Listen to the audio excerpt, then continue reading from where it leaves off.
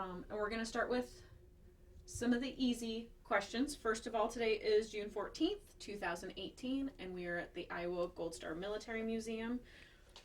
And Roger, could you please tell me your first and last name? Roger Davidson. Okay, and where and when were you born? I was born in Creston, Iowa, 1946. 1946. In Creston, is that an in-town or were you a farm kid? My dad was in the military when I was born. It's a little small town. It's a big town now, but it was small at the time. Okay. What branch of service was your dad in? He was in the Army in the Philippines. Okay. But he was only 17. So when they went into battle, they sent him home because he wasn't old enough to do it, and his whole company got wiped out. All of them. Really? Yeah, and he had a hard time living with that. But yeah, that's how, that's how I know my dad. Mm-hmm. That's what happened. And was your dad from Iowa, and that's why? Yeah, he's born in Des Moines. Okay. So a lot of the veterans I interview from your generation were actually raised by World War II veterans. Mm-hmm. How do you think that's different? What's it like being raised by a World War II veteran who also survived the Great Depression? Well, I don't know, because my dad was a drunk. Oh.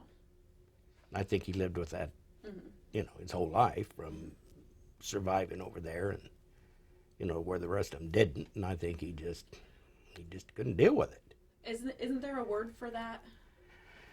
Shell shock, I think they used. I've heard it called like survivor's guilt. Okay, survivor's guilt. I guess that's yeah. He just couldn't live with the fact I that don't he think lived. so. Deep down, I mean, knowing what I do now, Mm-hmm. at the time, I just thought he was an evil person. Mm-hmm. But looking back and after listening to a story that my mom told me when he was gone, then I come to understand that it was a different attitude. Were you pretty close with your mom then? Yeah, with my mom. My dad, I wasn't. Okay. He was abusive, and I just didn't have much to do with him.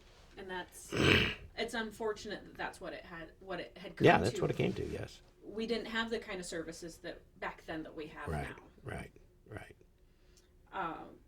Because back in the 50s, we just didn't talk about it. Right. And that's why this project is so important, because they've actually found that the more you talk about it, the better. Yeah. It doesn't build up like a pop bottle. Yeah, you just don't unscrew it and it runs away. Yeah, I know what you mean. So what kind of things did you enjoy doing as a kid growing up in Iowa? I worked. I worked from the time I was 9 years old till I went in the Army. Really? What kind of stuff would you I do? carried newspapers. I helped a kid carry newspapers. I mean, we didn't have nothing. There's 5 of us, 7 of us in a family, 2-bedroom house, 1 bathroom. One was an outhouse until they got the sewer put in. We had a double bed, bunk beds. Me and my brother slept in the bunk beds, and my 2 sisters slept next to us in the twin beds. And I graduated out of that bedroom. So my brother, my sisters.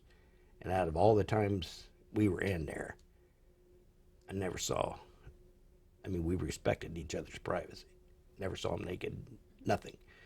We had a dresser, had 4 drawers. Each of us had a drawer. 1 closet. 1 drawer for each. 1 drawer for each. We had a closet, and each person had their own coat hangers. I had 3, my brother had 3. You didn't charge nothing them days. A credit card was nothing. You just you had cash or you didn't have anything. So I just carried newspapers and right until the time I was drafted. What high school did you go to? Des Moines East, graduated in 65. So, do you remember in the mid 60s, especially being a newspaper carrier, hearing about this place called Vietnam? I remember watching it in 1965. I was sitting there. My dad was across from us. We was watching the nightly news, and they were talking about the soldiers writing home wanting machetes to cut the jungle grass. That was really the first time I started following it. To me, it was just something that was going on, and I didn't pay much attention to it. At that time, did Didn't pay anybody it say you're gonna be there someday? Nope. Nice to be a teenager and be invincible, isn't it? Well, yeah. At the time, I don't even know if they had the draft going on at that I recall in high school. I did when I got out. So when you graduated from high school, what's the story of how you got drafted? Well, I got out in 65. I was 18. And I got a draft notice in October. They must have waited to see if I was going to go to college. I got the draft notice in October of 66, and I reported to Camp out there at the Fort Des Moines in January, and then they sent me in March to Fort Leonard. Now, since you were drafted, does that mean you did not get to choose your branch of service? Was it chosen for you? Right. Most of them went to the Army. Few went to the Marines, but most of them was Army. Do you remember having any thoughts about being drafted, or was that just something? Yeah, I didn't want it. I didn't want to go. Why is that? I just didn't want to go. Met my wife. I didn't want to go. I mean, okay. I just didn't want to go. I just know the way to put it. So you already had a sweetheart at home? No, I met her in 65. Okay. In summer 65, and I just, Vietnam was just another place. Mm-hmm. Had you gotten married yet? Oh no, our Okay, folks wouldn't let us, or I would have. Okay, so you were still just dating her, but yeah. Especially knowing that your dad was a veteran, did that also make it kind of, I don't want to go do that because that's going to make me No, into I didn't that. think about that. So you get drafted, you're at Fort Des Moines. Where did you do your basic? Fort Leonard Wood. Done it for 8 weeks. Came out, sent me to Fort Riley, Kansas. They told us at formation, they said, anyone going to Fort Lewis, Washington, or Fort Riley, Kansas, you're going to Vietnam. They just told right up front. Well, I was the only one who went to Fort Riley, Kansas. But they were forming up the 9th Infantry Division because the 1st had just left. So I went down there, and they said, I gave them my orders, and there was nobody there. And he says, well, your orders here say you're supposed to be grave registration. Memorial activities. Being military. And he said, that was your MOS was actually? Yes, it was a 57 F-10 or something, Foxtrot 57. So anyway, they were coming in, the supplying service company was coming in. We were going to be a direct support unit to the 9th Infantry Division when they went over. So that's when we started studying, and some of us went to schooling and got ready for it. But still nobody had any idea what it was. Yeah, what kind of things do they even teach you in that? You can't. We had books. So it wasn't even really like a medical course? No. There was 2 or 3 guys that were going to be morticians that were in there. And I don't know whether they caught drift that I had said something one time about that or not. That's why they stuck me in there. Mm-hmm. I mean, I didn't have the grades to do this, to be a mortician. I mean, when I was in high school, we were in 3 classes. You had advanced, general, and basic, and that's how they broke us up. Well, if you were in the basic class, in other words, basic was just, looking back now, basic would just get you through life. The advanced class, they were getting ready to go to college because they knew the basics probably didn't have the money to go. Yeah. Those are your mechanics and your Yeah, that was your auto mechanics, your woodworking, yada, yada, yada. Basic math, 2 + 2 = 4 instead of 3.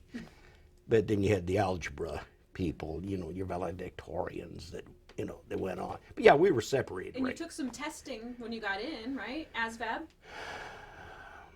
I don't know if that's what you'd call them now or not. I suppose it was some type of a testing we took. I'd done fairly decent on it, I think. But maybe you're smarter than I wasn't very good with a rifle. I know that. I wasn't at the time. No. And I think that had a lot to do with not going to the infantry because they didn't take idiots to the infantry. That's what always pissed me off too. These guys that fought that infantry, they had their shit together. Mm-hmm. I mean, I learned that from basic training. Hey, these guys here, and a lot of them were registered Army. In other words, they enlisted. And that was another thing we ran into in Vietnam was you're either U.S., which is draftee, or RA, regular. And there was that little friction. Or NG. You know, well, we didn't have no, You didn't have any National Guard guys? not that I know of. But there was always that. There was always that little friction, you know. RAs were lifers, so we'd call them a lifer, you know, and they'd say, "Well, you fuckers are idiots, you grabbed." I mean, Oh yeah. it was just, you know. Some of it all in fun, but some of it actually. Yeah, some of them took it serious. You know. So you were chosen to go to this. You call it graves registration. Yeah, it was. Would be your office Yes, ma'am. to the school, and the school was at Fort Riley, Kansas. Yeah, they put us into a group there, and some of them had been out to Fort Lee, Virginia, where they went through school. I didn't go to the school. Okay, so did you learn anything from that group of guys? We learned from them. Yeah. We sat around with books and talked, and you know, we all had an idea, but nobody'd seen death. So, I mean, how are you going to get ready for it? Yeah. And they told us, we cannot make you do this job. The lieutenant we had, he told us right up front. He said, if there's any of you that can't do it, we cannot make you do it. Really? Yeah. Only job in the Army that you get an opt The only out. job in the Army you didn't have to. So when we jumping ahead, when we got over there was only 3 or 4 of us that actually worked on the bodies. The other ones they either drove them, done the paperwork, but no, even the lieutenant couldn't do it. So when you were done with your school at Kansas, did they send you straight over to Vietnam, or did Yeah, you? we was attached to a unit, a service unit. We had POL, petroleum, laundry and bath, grave registration, supplies. We were supposed to be set up waiting on the 9th. It sounds like a combat service support. Yeah, it was a direct support unit for an infantry company. What was your? What was your unit name? I think we were the 506 Supply and Service Company Direct Support, is what it was. But they lost. We were supposed to win over in November of '66. They lost the equipment. Go figure. They lost the equipment, so when we got back off of leave, they said, we're going to have to try to track it down. Well, they found it somewhere, but it was too late for us to get over there. We were supposed to be over in the Delta, November '66. The 9th was coming over in December. We were going to be ready for it. Well, they lost the equipment, so we couldn't go. So when we went over in March, they delayed us and we went over in March. Wow, that's quite a delay. It's quite a delay because they took another unit and sent them over. Okay. So they took us over, and then we were basically a replacement unit. They used us as a replacement unit. So how did you actually get to Vietnam? Went over by ship. How'd you like that? I hated it. I've never been so sick in my life. I've heard that those troop transport ships. Oh my God! You were begging to get And off. I got a picture of it in there. I mean, the beds were just, you know. Yeah, was tell awful. me about the sleeping arrangements and just life on a ship. Oh well, we went we went by train to Oakland. Then we got on the Weagle, and it took us 18 days to get there. And I mean, just storm after storm after storm. Oh yeah, just throwing up and shitting, and I mean, the beds are just enough to get into. They were 4 high. So you hope for the top bunk? So I got the top bunk. Get rained on? I got the top bunk. Yes, I did. Somebody told me that, and I thought, I'm going to do that, and I did. I got it. Somebody grew up with brothers and sisters. Somebody had something. I got on the top bunk. Do you remember leaving the United States and thinking anything specifically like? I thought going when we got on the ship and pulled out. I thought this is real. Reality hit you. This is real. So just when you thought the misery of being on a ship was it, you get to Vietnam. Mm-hmm. Do you have any first impressions of that area of the world? Well, we pulled off that night I think it was out of Vong Tau, and you could hear the cannons and see the flares going off, and you could hear it, and I'm thinking, man, this isn't a movie. I mean, these people are real. Mm-hmm. So, that was... Yeah, this isn't John Wayne. No, this one I really hit. That, these guys are serious. We're going ashore tomorrow, so... Yeah, you're at the big show. Yeah. How about smells? Everybody always remembers the smell and the heat. But I guess in March it wouldn't have been too bad. Well, it was a monsoon season when we got over there. I got pictures in there of when we landed, went into Fuloy. You know, and I didn't have any smells outside the bodies, you know, that I really, Not bothered me. the cooking or anything. Oh, no. We had good cooks. No, I'm not worried about that. So you get into country, and where do you end up having your permanent station? I didn't. Oh, To my last 6 months. Okay, so you were a mobile. We were in the Fuloy. I was in Fuloy for 2 weeks. Mm-hmm. Now I'm going to get started. Went into Fuloy for 2 weeks. Long Bend was a centrally located spot. Had a 93rd, I think it was 93rd Hospital, right across the street from the mortuary. And it, like I said, when I say mortuary, it held like 12 bodies at a time. So they sent all of us up there because they wanted to see how we was going to react. There was 12 of us. So we're in there, we're talking to the guys, and they said, yeah, a couple of guys went across the street to bring back a KIA. So they brought him back. You take your time. If we need to take a break, we can. So they brought him back, and he's wrapped in a sheet on a stretcher. They took him off and set it on the ground. And I walked up and looked at the toe tag. The guy said, don't do that, Dave. He said, you're going to get attached. Mm-hmm. Well, if he wouldn't have said that, I'd have been all right. So I'd looked at it. It said Alvin C. McMahon Jr., Eaton Rapids, Michigan. So they undone the sheet to let us see the body, and he'd been shot in the abdomen. He had stitches, So I knew he lived for a while. And I thought, my God, just young, my age. So they wrapped him back up in the sheet and put him in the reefer and brought out 2 other guys that they were getting ready to go down and take him down to Tonsanute. And that's haunted me for all my life. I'd go down to the library in the 80s, and they always kept the phone books. So I'd get out the phone book from Michigan, look at these folks' names. Then I'd go out and I wanted to call them, but I didn't. So, anyway, here comes the foot lockers. All the personal effects. We had to go through that. He was killed on his first wedding anniversary.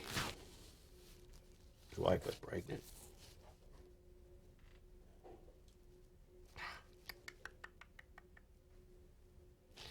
Wedding pictures, I don't know. What do you say? So that, like I said, that's haunted me for a long time. So I went down, I helped load them up. Of course, 3 or 4 of the guys, they said, I can't do this. Mm-hmm. So that's when the lieutenant said, well, don't run away from us, because we'll use you somewhere. So I rode with him down to the main mortuary. Oh, my God. It held like 250 bodies in the reefer. That, at the time, if I get ahead of myself, was a main mortuary. Everybody went through there that was killed in Vietnam. And this one, was this one at Tonsanute? Tonsanute Air Base. It's right next. Well, Tonsanute was their base, but it was just a little makeshift building off to the side. Looked like it might have been the size of an airplane hangar. So I walked inside, and geez, they were working on some of the guys, and I thought, oh, gee, you got to be shitting me. So anyway, we dropped them off, and you just... Mm-hmm. So we get back there, and they put us back to base camp. Lieutenant came up, and he said, Dave, he said, you and Pops, I'm going to send you to the main mortuary at Johnson Newt Air Base for training. He said, you two, I think, can handle worst of the worst. He said, some of these guys I don't know. So I said, all right. So I went down there on April 15th. Hi. Oh, can you pull the door closed for me? Yeah. So I go down there on April 15th. And I don't know, there's 10 or 11 come in through there that day. We stayed in a little, well, I say a motel, but it was a old French headquarters. Mm-hmm. So we were staying in there, 3 of us to a room. So I get back over there, and there was a couple other guys that had already been assigned there. We got to talking and shit, you know, and then, I don't know, I think it was like 15th or 6th, 17th or 18th. We got a phone call, and the office was in there. And he said, get ready, mass casualties. You know, I'm thinking, isn't this enough? and, you know, I'm in 10 or 11, my God, what's mass? Yeah. The guy said, man, be ready. He said, when they say mass, they're talking major casualties. Well, at the time, I didn't know what was going on, but they brought in, I don't know, probably 45, 50 of them came in on a big transport, C-131. And the guys that brought them down, I said to him, I said, what in the hell happened? He said, well, they're in a battle up north, and their rifles are jamming. You're paying no attention to it. Rifles jamming. Well, come to find out now, they had problems with the firing pin in that M16. But anyway, when I can't wipe my nose. Oh, sure. I'm good. Do you want me to go grab you? No, I'm fine. I just got allergy. Well, I was cutting some onions earlier, so. Oh no, it's. But sometimes anyway. I get one when I'm cutting onions. But anyway, they brought them in, and of course you didn't know what was in the bag, the body bags. And we had, I think there was 4 or 5 tables that we put them on. Open up the bag, cut the close off. Then we take a skeletal chart and fill it out where, you know, where they were hit, where it's missing. Then there was, I'm going to say, 5 morticians that were from the States that were there. They were licensed from the States. They bombed them right there. Were they officers or were No, they civilians? they were civilians. Signed 15-month contract. Most of them were out of school, just graduated. They want to start their own business. They want to get some money, get some experience. They were younger guys. They got it. They got, oh boy. So we would take them out of the bag, and then, you know, I mean, God, just covered with mud and blood. If parts missing, I don't want to gross shot at them, but I mean, you're military. So anyway, we'd shave them and give them a bath with a hose and that. Take them back into the morticians, and then we would help them there when they would embalm. They would embalm them right there. They done the arteries and big rod they stuck up through them and down their back, and I thought, my God, that's a lot of embalming fluid. But that, I figured, you know what you're doing, I don't. Then they put a little button cap in the hole to keep the fluid from. And then we'd put the eye caps in, you know, it keeps your eyes shut. And then we'd wrap them in a sheet and put them on a stretcher, and then we'd lay them off to the side.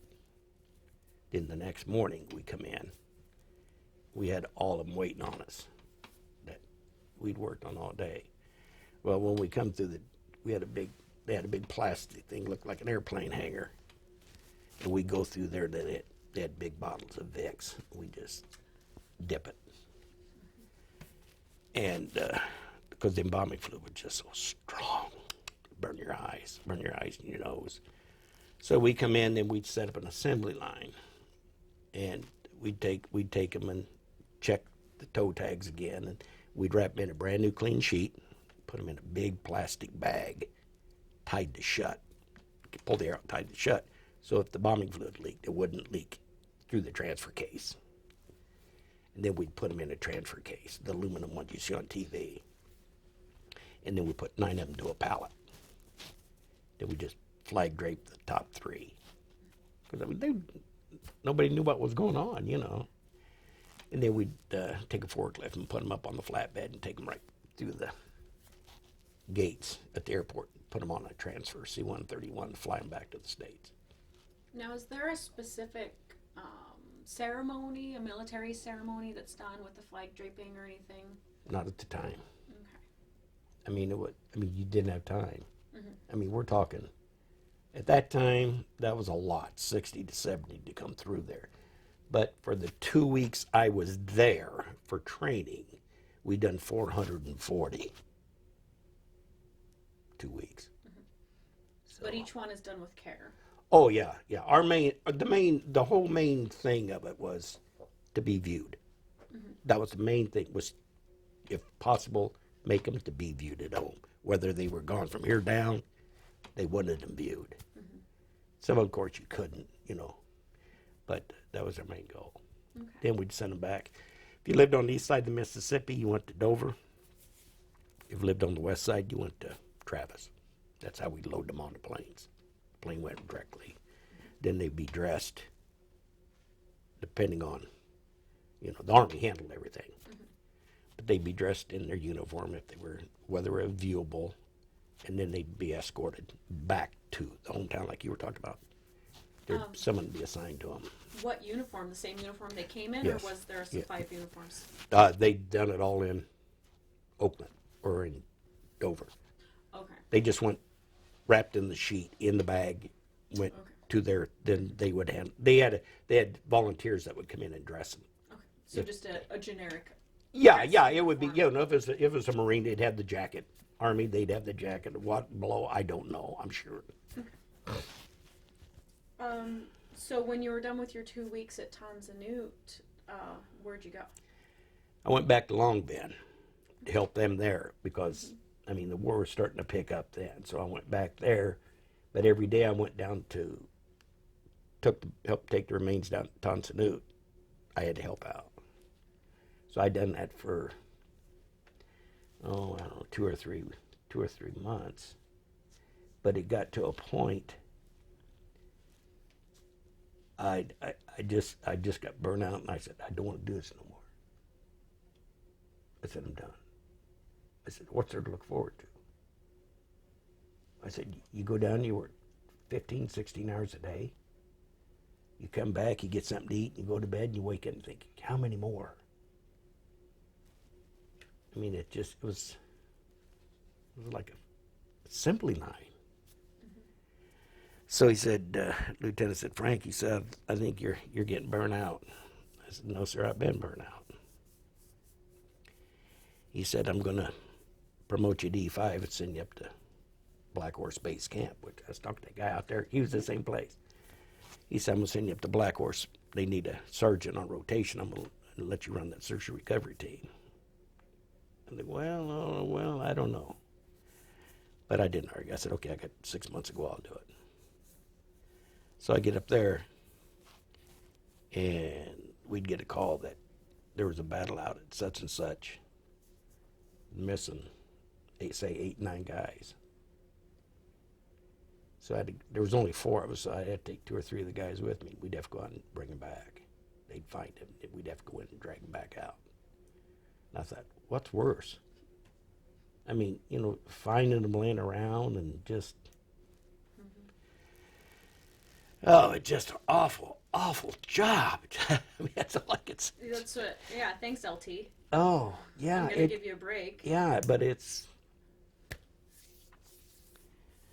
That's what happens when you leave decisions up to lieutenants. Yeah, well, I know. He had the job to do too, but God, it just... But then up there, we'd get foot lockers in. I had a hard time with foot lockers. And we had to go through everything. Had to read everything. And the only thing we would send back would be letters if it was appropriate. Mm-hmm. But we'd send back no aftershaves, none of this stuff. Oh my God, you didn't have time to pick everything out. Well, why did they have you look through it? To see, there were so many. Mm-hmm. But we would go through it to see if there was inappropriate letters, pictures. So when mom gets it, or the wife, so-and-so's having an affair. And they'd send pictures to one another. Yeah. The old Polaroid camera just came into Oh yeah, Oh yeah. But I was thinking upsec. You know, you don't want to accidentally send something. yeah, Back over right, that's- right. And we would, and we'd inventory the, money, jewelry. We all had a sign for it down the chain, so nobody would take it. But so it could get back to the family. Right, right. Yeah, they don't need the aftershave or the socks. No, none of that. No. So let's talk a little bit just about the logistics of life in Vietnam. Besides your job, what was your housing like? We were isolated. Okay. We didn't socialize with anybody. Did you have a reason for that? Yeah, they didn't want anybody to know what was going on. We had it's like maybe size, maybe half the size of this, about this size, in little sleeping quarters. And we had a fence went around the back where we back up and shut the gate so nobody would know. But we were always across from the hospital, of course. But they didn't want anybody to know what was going on. So you slept in the same place that you worked? Slept, yeah. And We rinse and slept, repeat. had the reefer unit. Yeah, we slept with them. Because we didn't, somebody had to be on call 24 hours a day. Middle of the night, 2 o'clock in the morning, that phone rings. We got one at the hospital just passed away. Can you guys come over? And we'd get out of bed and a couple guys go over. And guy told me one time, I was telling him about it in a group meeting, he said, he said, I'd always hear that truck run at night. And it was always quiet. He said, I wondered, what in the hell is going on? Well, he didn't know, but it was us running over to the... Then we come back and pull around back and back up and unload it. The guys didn't know it on the base. Hell, they'd drive right by. They didn't know. He's just building sitting there, storage. But nobody knew what we done. Why do you think that is that they tried to keep it from everybody? I suppose, knowing that it could happen to them or something. I don't know. But it really isolated us. There was we couldn't even pull KP. Yeah, how many Up there in people did you have working with you? up in the Black Horse Base Camp, there was 3 plus myself. But there was like 12 of us down when we went over. And like I said, we were just more of a outlet. They'd call and say, we're bringing in X amount of casualties, so we'd be ready for them. Well, we tried to have them processed and ready to go. So when we took the paperwork with them to the main mortuary, they didn't have to spend a lot of time doing it. Did you get close with those guys? Yeah, I did a couple of them because I'd always take the same 2 when we went out because I could trust them. But the other guy, I didn't care for him very much, so I just left his ass back. So could you tell when there was a major offensive going on? They'd call. You were the first to know. Oh yeah. We in November of '60. I remember these dates. November '67. They called and they said, Sergeant, be ready for mass casualties. They're having a battle up in Pleikud, a place called Dak To. Well, now, Dak To was a long ways from where we were at. But when you say mass casualties, you don't just say be ready. Because I think what they meant was they had probably start bringing them into the hospital to help treat them, and maybe somebody wouldn't pass. We got a few, but not as many as I thought we were going to get. But we had to be on call. Are you able, after you got home or just learned more about operations, could you say, yep, I remember that? People talk about it now in the news or just talk about major offensive, and you're like, yeah, Oh, yeah, knowing what the battles, well, that's where I had my problems back in 2000. I'd seen a show, I think it might have been 3 or 4 years before that. It was in the 90s. And it said, I was outside mowing, this how thorough. I was outside mowing the grass. It was on a Sunday night. My wife says, Roger, you may want to come in and watch this. It was like a 60-minute type show. And I said, where were you in April of '67? you said, I know. So they're talking these Marines, and they were on the battle on the hill 881. which is, I've learned now that it's called caisson. And they were talking about how they were giving them a big meal and yada, yada, yada. When they came ashore, and the guy said, we knew something was up because they didn't do this. Well, they showed Foxtrot Company. No, I take it back. Hotel Company. There's, 45 or 50 of them in. They showed their pictures. I worked on every one of them. I worked on every one of them kids. I'm sitting there and I'm looking at that picture and I thought, April 67, Hill 881. And they were talking about they were pissed because the rivals were jamming. That's how I picked up on it. I said, Jesus, I worked on every one of them kids. And then I just... It all came back. Oh my God, yes. I mean, seeing them dead and seeing them in their faces. And that's just my story. I mean, It stays with a person. oh, gee. I mean, I thought, God, what's the odds of that ever, where were you in April 67 and then seeing that? And I'm thinking, oh, wow. But just going back a few minutes to the main mortuary, just the way these kids died. I mean, I could do everything but the maggots. I couldn't do the maggots. I just couldn't do it. I said, all right, I understand. Somebody else come over and do it. But, we cut the jawbones out. A lot of them were just burnt from chopper crashes, napalm, and we got a couple of men, they've been caught, and they were tied up with barbed wire. They'd thrown them in the water and bloated, and I remember before they sent me back, I was standing there, it was in the late afternoon. We just got done working on this young boy, I don't know what, young man.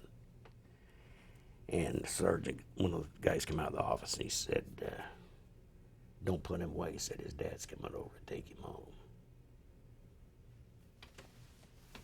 And I'm standing there, I'm thinking, what? He said, yeah, his dad's a major in the Air Force. I mean, I'm getting bumps. And I said, you got to be shitting me. And he said, no. I said, hey, I want out of here. I'm not going through this. And they said, and they understood. I mean, everybody had their breaking point. And I said, I can't do this. So I think me and one of the other guys, we went somewhere. But anyway, the guy came over, took his son back home. I thought, my God, what a horrible thing to have to do. Oh, gee, though. But that's it.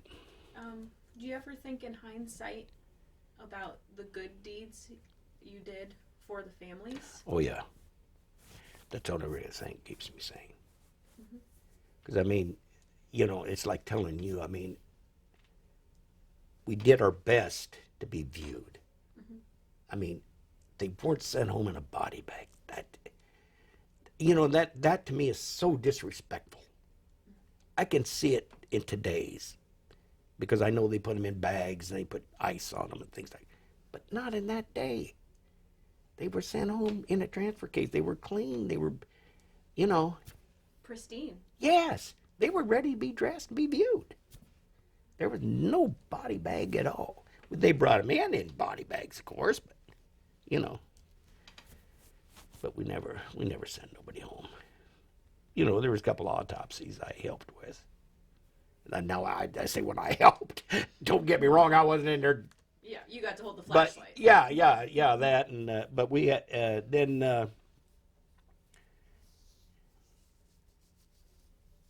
November 16th, 67. The reason I remember that date, it's my wife's birthday. They had a chopper they found been down for 6 months. Or no, I take it back, for 2 months.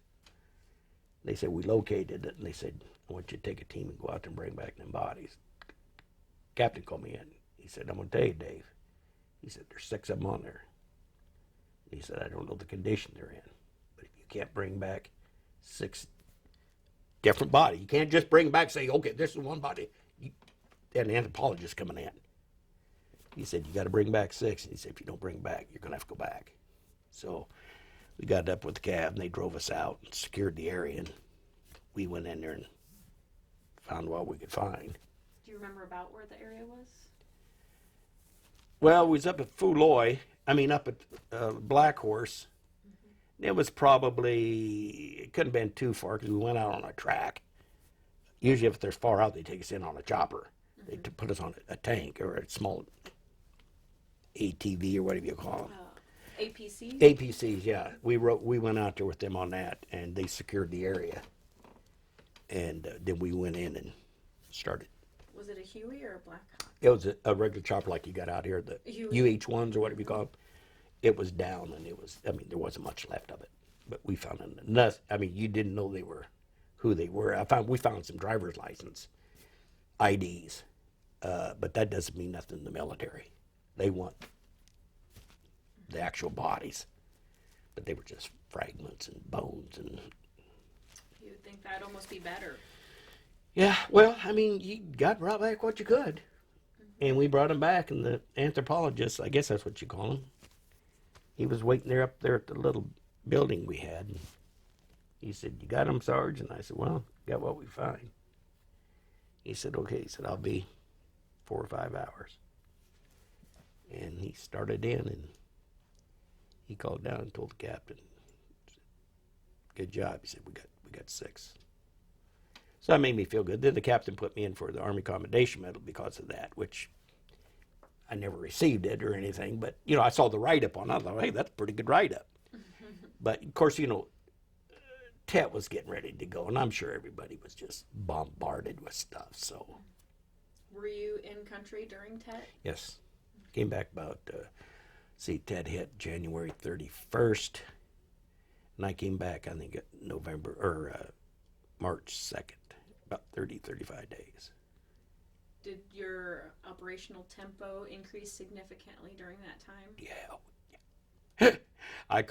We'd get them in, and most of the fight. Well, they tried to overrun the whole country, but a lot of it was up north. Now, in June of '67, they were building a mortuary up in Da Nang, which I didn't know at the time. But when I got home, I'd talking to different people, and I'd see it on the news. But they built one to take the load off the ones down south, which was great. So that helped. Yeah, I'd called down and I'd said, hey, this Sergeant Davidson, we got X amount coming in. And he says, don't bring them in.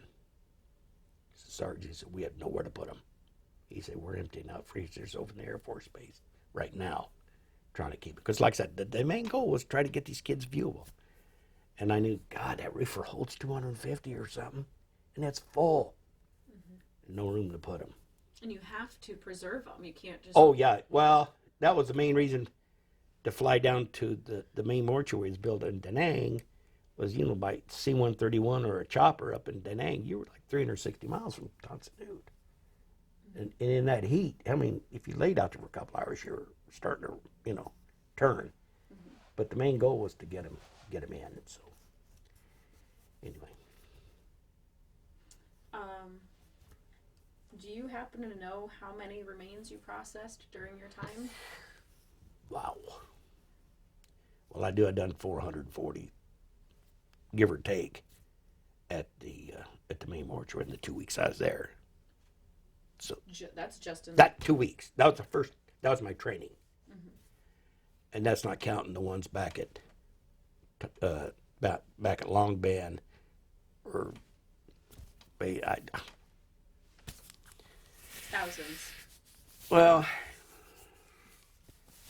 if we didn't work on them, we handled their effects. So yeah, it would be probably 900, I guess. But I know I think I read somewhere somebody sent me some information wanting me to come to a mortuary reunion or something. I don't fucking talking about. But I've been to the wall twice because 3 of the guys I grew up with were killed over there. We lived within a 2-block area. And I knew the dates that I went to the main mortuary, so I went over to the panel, and I think there were 5 across, I'm just guessing, from the time I was there to the time I went back. It was 440 just in that 2-week period. Because I looked at that McMahon's name. That's. You were able to visit. Oh yeah, yeah. I knew that. What is his name? Yeah. And then there was, there was a lot of them that,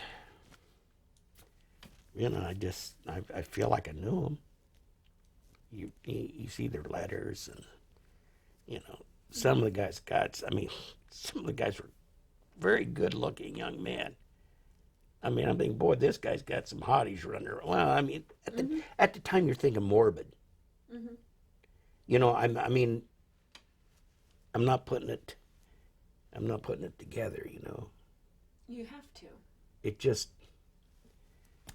and another thing I always did, first thing I looked at was their hands.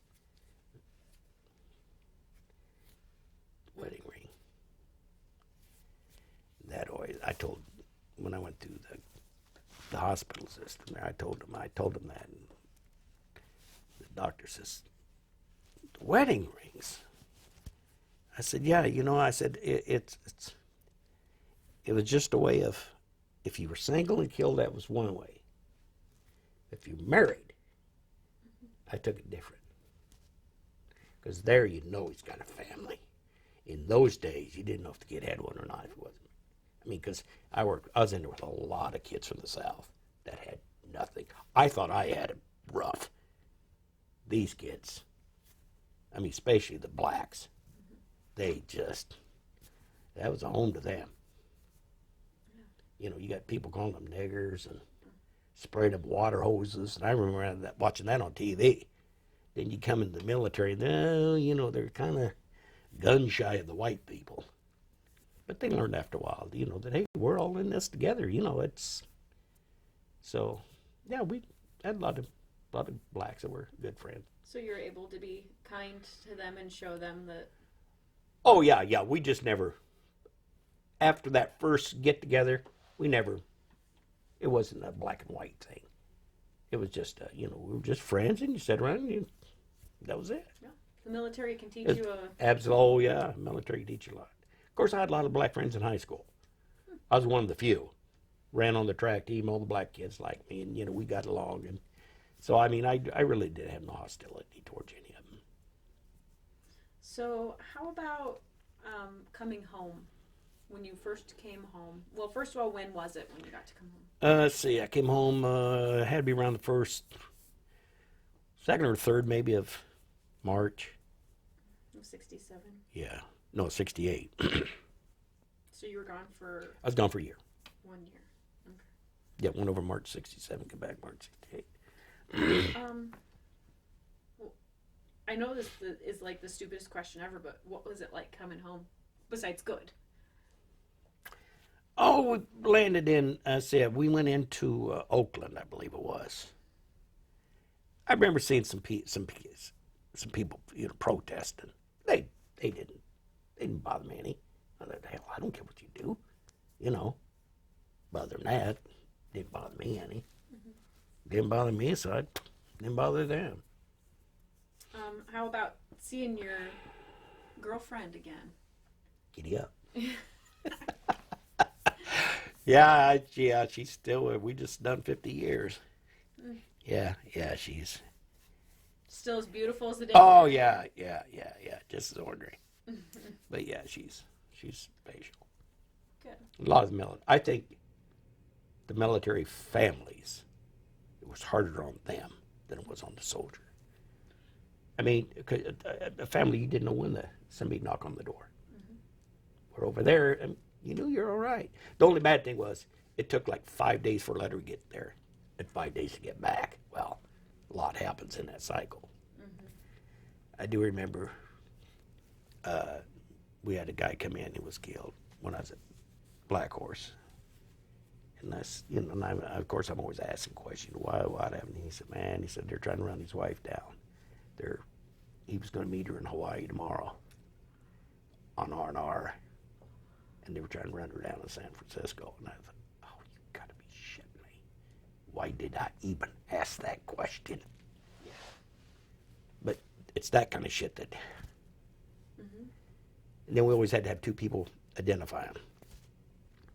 If they were killed, we'd have to call down to the company and say, hey, look, we got so-and-so up here. Can you send us up two people to verify that that's who it is? Mm-hmm. And they would send them up. That's... So, do you ever, I don't know, how do you feel that this is the way that you were chosen to serve? Do you feel you did a service to your country? Mm-hmm. I do now. Underappreciated. I'd have to say it that well, way. Underappreciated. You know, there's no law against being stupid. So, I mean, if people want to, you know, have the jaws over it, it's their right. Doesn't bother me. I know what I did. Done the best I could do. I mean, I get tired of a lot of the misconception out there. Mm-hmm. Like I said, with the body bag deal, but other than that, you know, it doesn't bother me any. Yeah. It doesn't bother me. I just try to stay to myself. If you had a message that you wanted to put out about your time in service, what would you want to say to the general public about what your job was and why it was an important role in the military? I think my job, looking back, was probably the most important job of all the military, in all of it. I'd say that to anybody. I mean, how can you take a loved one that's been killed and work your ass off so he can be viewed at home? I mean, you know, going out, oh, I killed so many. Hey, I don't give a fuck how many you killed. Mm-hmm. That don't mean jack shit to me. Mm-hmm. I got a lot of your buddies here that didn't make it. But, no, that's all I cared about. You know, I just, you know, when I wanted to do this here, I just thought, well, you know, at least some of y'all know that we treat them with respect. You know, and our main goal was to be viewed at home. And I figured, you know, if I can do that and it works out, even though the families don't know it, mm-hmm. that was our goal. Nothing else. Oh, why do you think psychologically it's important for those families to see their soldier one last time? Well, I think a lot of them, it's the way they seen them when they left. They left in uniform. And you view them in uniform. That's the nuts and bolts of it. We went over in uniform, but we came back in uniform. If you were in transfer case, they dressed you. And I think right now you could probably go through most of the burials, and I think you'd find them just the way they were when they died. There was that much embalming fluid put in them. I mean, they were just... There was a lot of embalming fluid. Here, they do enough to keep you for a week. Mm-hmm. There, they loaded you. Because, I mean, you could sit for 3 weeks. They're still looking good. Oh, yeah. I'm telling you right now. I bet you picked them up. I bet you dig up most of them. They'd be just like they were the day we put them in there. That's how much embalming fluid they put in them. I mean, normally you put the carotid arteries right there. They go down through there, run the blood out. Then the embalming fluid did just nothing. Not over there, man. They'd put a rod up through there, down. We'd roll them on their back, and they'd do it. And I'm thinking, my God, is this embalming? Yeah. And I mean, and it just flowed out of 55-gallon drums. Just. That takes a special kind of person to be, like, for your job, for your, your entire life, be a mortuary. Oh yeah, these guys, you know. And I asked a couple of them. I said, "You going in this when you get back?" He said, "Nope." He said, "I'm licensed and I am not doing it." He said, "I've seen all the death I can take." I mean, you know, see somebody in a car wreck or something's one thing, but just, I mean, these guys were just, I mean, we had one young kid come in just gone. Just to be able to tie off that artery and know what he's doing and then put the embalming fluid. And I'd say, now that's one that he'll be viewed. They'll put a jacket on him, even though there's nothing here down. But there was enough that guy knew enough to do that, and I thought, wow, that's a talent. It's an art. Yeah. It's morbid, but it's an art. Yeah, it was quite a deal. So, why do you think? I mean, obviously you volunteered to do this interview, but when you had your time in the hospital, did you learn that talking about it helps? Oh, yes. Tell me a little bit about that, and maybe to help encourage others who might still be in that phase where they just don't talk about it. Why is it important, and how does it help? Well, like when I was in there, I was in. Most of them were in the infantry, and they were in the stuff. You know when a guy's lying because a liar can't tell the same story twice.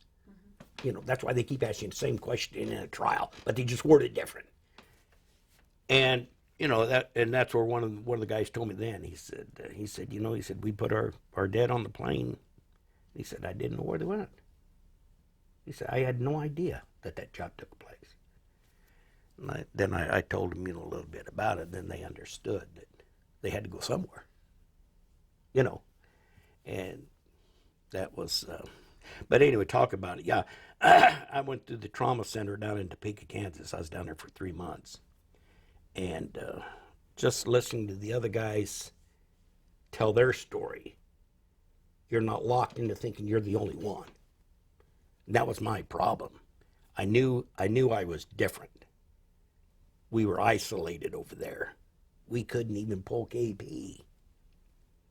If we ate, we had to go into a separate door because they didn't want somebody saying, "Oh, there's some fucking diggers." We were stereotyped. They called you. What they call you? Diggers. Like grave diggers? Yeah. It was called grave.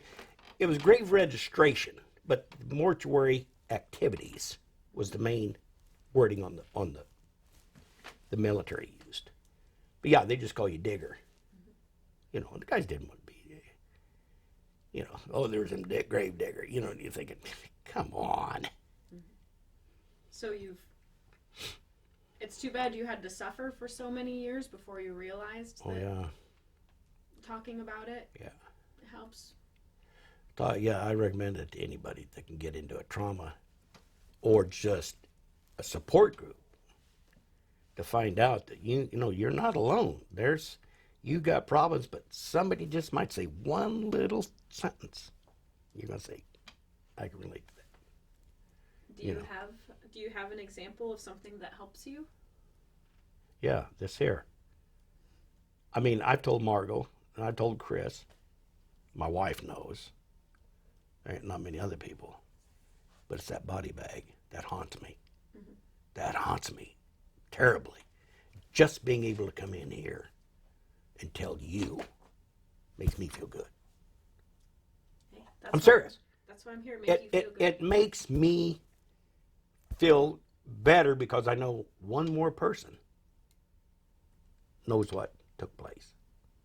And that's why I kept picking up the phone. I'd go down to the library, and I thought, do I call him, and what do you say if they answer? How do you say, I'm Roger Davidson, I worked on your son who was killed in Vietnam. So anyway, one time went to the Vietnam, this was back, about the time I was out of the trauma unit. I got on the Vietnam Memorial website. Mm-hmm. So I started pulling up the names of those because they got them in order of the way they were killed.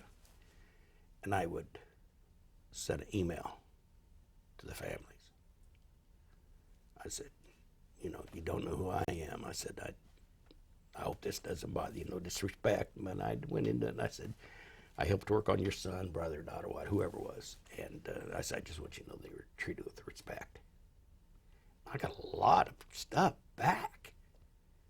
I don't think they didn't know what to say after 40 years. But, I thank you and, yada, yada, yada. And that meant a lot. Nobody ever came back. What the fuck you call me for, Yeah.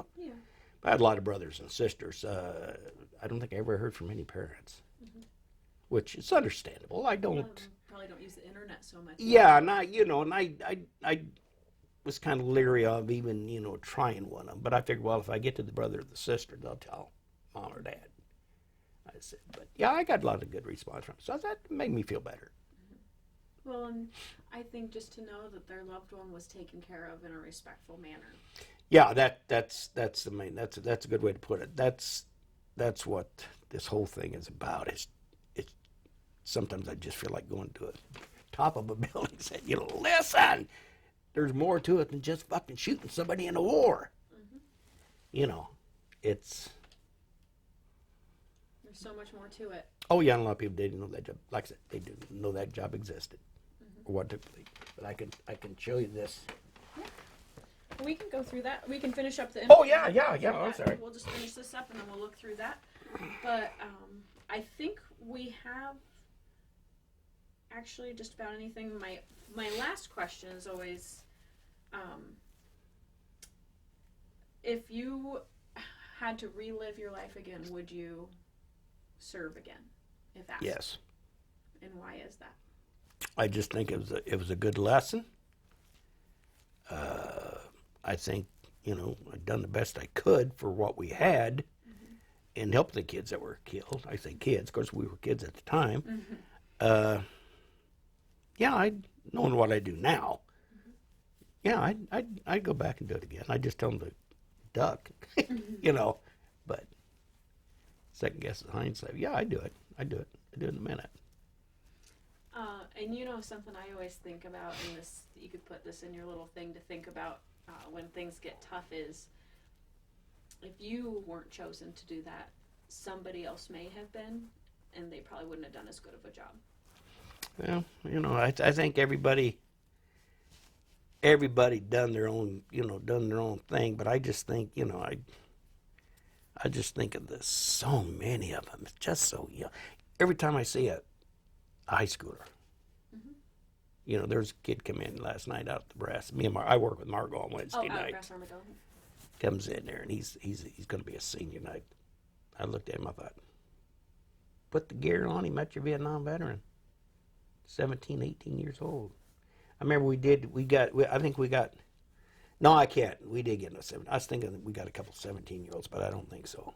I think they'd stopped that before I went over. Definitely 18. They were getting killed, so the Marines would hold them. I think the average Okinawa. age was 19. Yeah, it had to be right around there. So some of them were 18, some of them were 20. Oh yeah, I remember. Kids. I remember the birth dates. Yeah, there was a lot of them that was not even old enough to buy a beer. Yeah. I told somebody that the other day there, and they couldn't believe me. They said, what? I said, hey, we couldn't even vote. We couldn't.